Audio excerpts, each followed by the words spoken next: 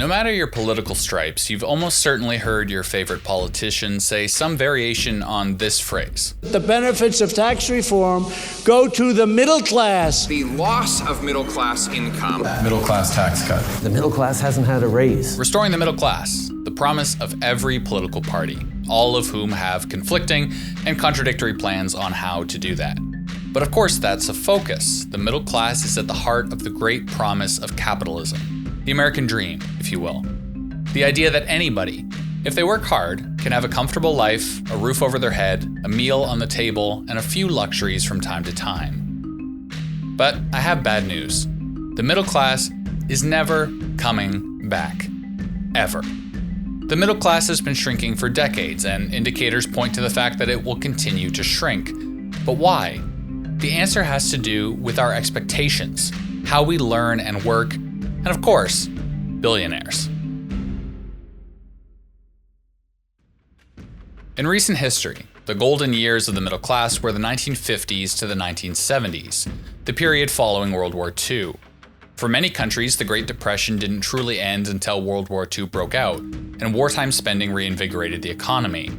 Desperate to avoid another depression after soldiers came home, the American government invested heavily into returning veterans, subsidizing post-secondary education, lowering interest rates on houses, providing cheap loans to start businesses, and unemployment benefits, also known as dirty, evil socialism, which allowed many returning soldiers the opportunity to buy a home, get educated, and start a business.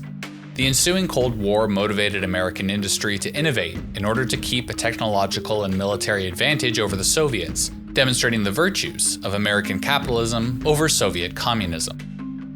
It would take a much longer video to dive into all the reasons why the post-war period was so prosperous. But the 1950s until the late 1970s is known as the golden age of capitalism, a period where GDP growth was typically 4 or 5% yearly, rather than the 2% commonplace throughout the 80s. Throughout this period, interest rates were often low, meaning governments could invest heavily without earmarking huge amounts of money to paying off debt.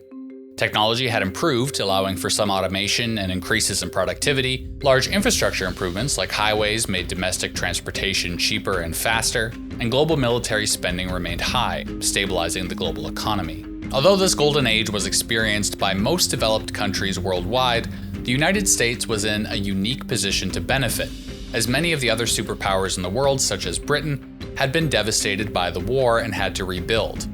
That rebuilding also, sometimes, meant borrowing from the US. The Bretton Woods Conference, which occurred in 1944 and led to the creation of the IMF, among other things, set up a system of global monetary exchange where the exchange rate was based on the US dollar, which was in turn equated to gold. This gave the US considerable influence over the global financial system. It also allowed the US to consistently run trade and budget deficits with fewer consequences than other nations. The consequences of that system didn't hit the fan until the 70s, but we'll get to that. From 1940 to 1960, the share of Americans that owned their own homes increased a staggering 20%. Median incomes nearly doubled, and gains were fairly consistent across all income brackets. Many Americans worked at stable manufacturing jobs, backed by extremely strong unions, that virtually guaranteed job stability and high wages.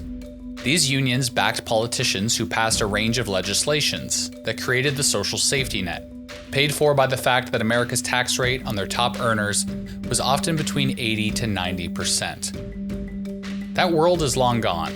The idea of an 80 to 90% tax bracket in North America today will never happen, and the power and influence of unions has been steadily decreasing for decades.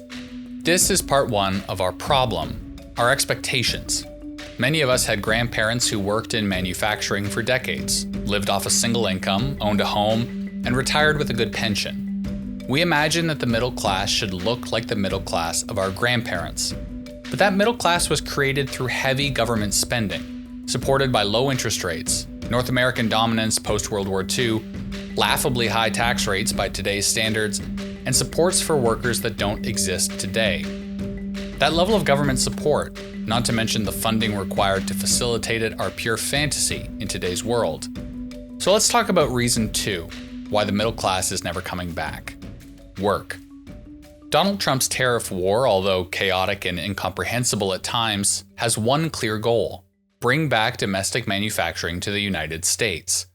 That goal, though likely impossible, is one that resonates with a lot of voters. In 1960, manufacturing accounted for a 28% share of total employment in the US. In 2017, it was 8%, despite output having increased significantly over that time. The 1980s saw a recession and the beginning of Reaganomics and the global shift to more aggressively adopt deregulation. At the time, most manufacturing companies in the United States were vertically integrated, meaning R&D, manufacturing, distribution, etc. all took place under one roof, more or less. As the financial system changed, investors no longer wanted to take the risk of investing in a fully vertically integrated company, instead wanting to pick and choose which aspect to put their money behind. This put pressure on manufacturing behemoths to split up their companies, offshoring aspects to countries with lower wages. At the time, some economists praised these decisions as a way to maximize profits. Yet at the same time, countries like Germany and Japan were further integrating R&D and manufacturing, bringing about Japan's quality revolution and Germany's Fraunhofer model, where universities and industry work together. Part of America's manufacturing decline has been blamed on their complacency, riding on the huge lead they had in production following World War II, and failing to innovate. The segmentation of manufacturing companies in the 80s is part of that. Even today, while some companies are beginning to see the wisdom of combining all aspects of production, that often means sending an R&D team to China to collaborate with the manufacturing plant, rather than doing it all on American soil.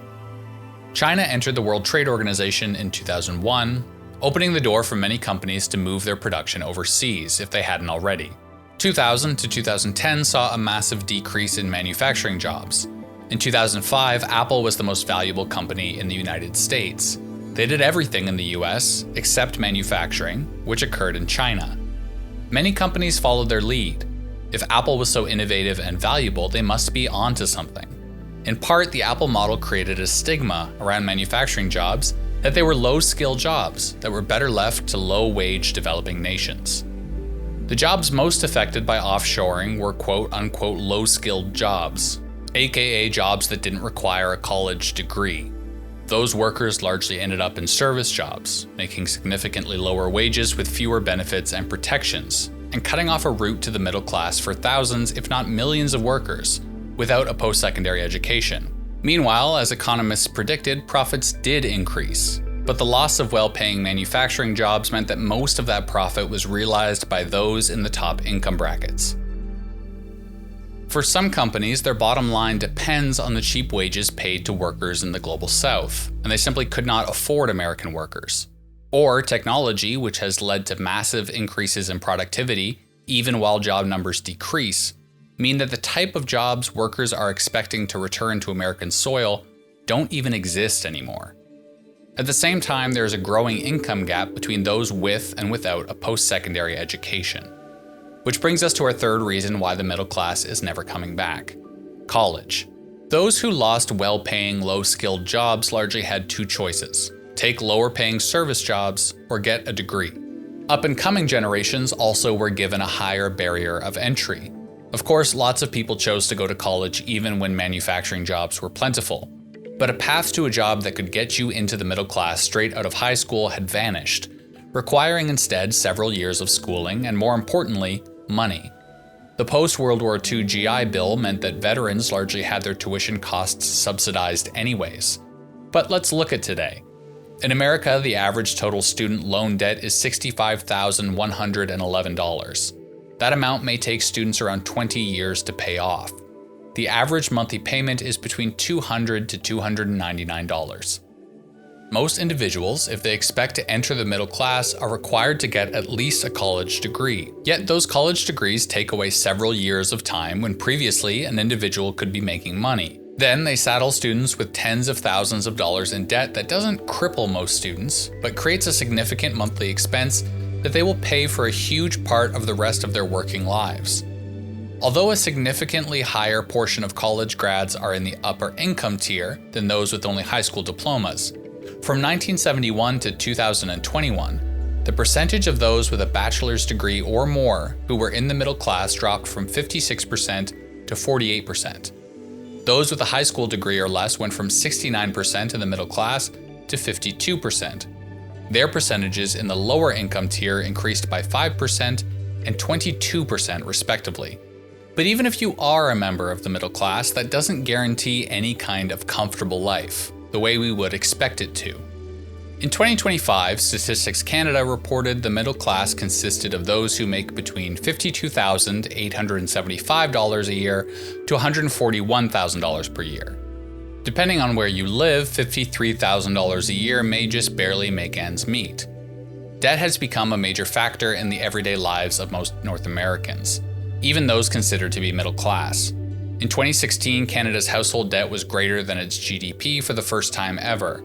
The cost of living across pretty much every avenue has increased much faster than wages have, leading in general to a decrease in the middle class across almost every demographic, as a small percentage join the upper class and the majority have fallen into lower income brackets. In short, wealth inequality has increased dramatically since the 70s. In the US, 50% of households hold less than 4% of the nation's wealth, while households in the top 10% hold over 2/3. The Bretton Woods system, the one I mentioned earlier that fixed international exchange rates to the US currency, fell apart in the 70s, when France, Germany, and other countries noticed an exploitable loophole. Essentially, for the US dollar to be the international exchange currency, the US had to keep printing money, eventually devaluing the dollar and making the gold it was linked to undervalued. Other countries exchanged this undervalued currency for huge amounts of the US's gold reserves. The economic crash of the 70s led the way for the neoliberal politics of the 80s, during which the social safety net and extensive government spending that had helped to create a thriving middle class throughout the 50s and 60s were dismantled. Of course, it isn't that simple. Economists much smarter than me have been arguing over the pros and cons of today's economic system, with far more wealth concentrated at the top. But the point is, the world has completely and fundamentally changed from the decades where the middle class thrived. The way we work, learn, and the economic and social systems that supported those things are gone and are not coming back. In Canada, one of Prime Minister Mark Carney's first orders of business was to pass a tax cut for the middle class, expected to save 22 million Canadians up to $840 a year. Hardly enough for a family to own a home, a car, and put food on the table on one income that doesn't require a university degree. So feel free to listen to the politicians when they come out with their latest plan to bring back the middle class. But just remember, it's never going to happen.